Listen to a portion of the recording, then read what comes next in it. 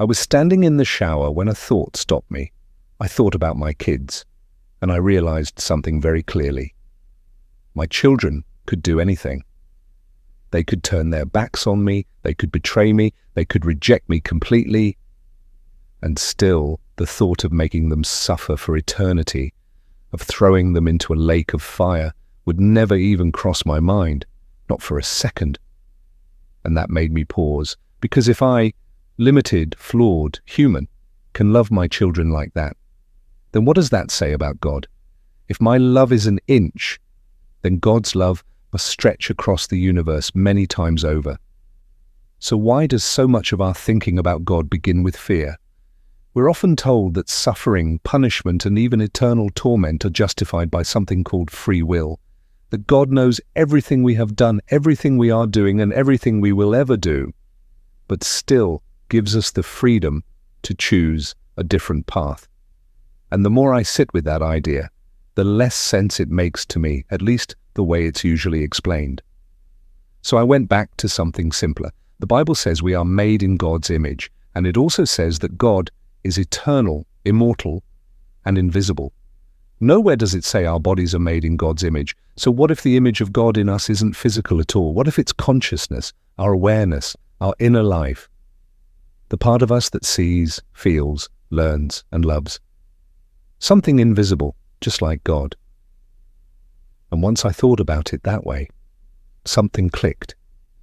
If consciousness comes from God, then it makes sense how God can know all things, how God can be present everywhere, how God can know us better than we know ourselves. Not because God is watching us from a distance, but because we are connected at the deepest level of being, not identical, not erased into something else, but connected. And from that place, the idea of hell as eternal torture starts to fall apart. A God who is the source of consciousness itself, a God whose nature is love, would not create beings only to abandon them to endless suffering. That kind of God wouldn't be greater than us, it would be smaller.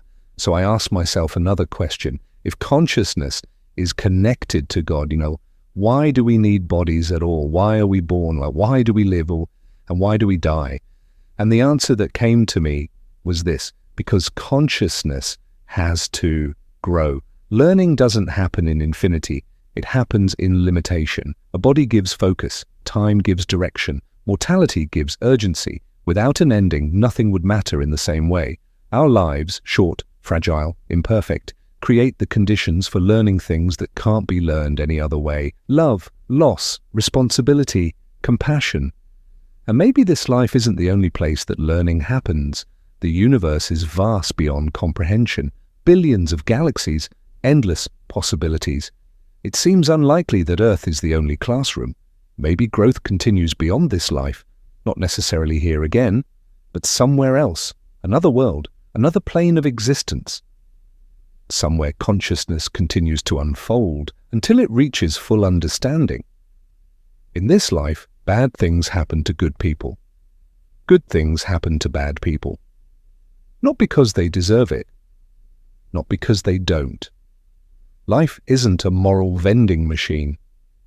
We're all on separate paths, sometimes harming each other, sometimes helping, often without realizing the full impact of what we're doing. And yet, without both good and bad, growth wouldn't be possible. That doesn't mean harm is excused. It doesn't mean justice doesn't matter. It means accountability is part of learning. And sometimes the most loving thing is not forgiveness in the moment, but boundaries, consequences, and truth.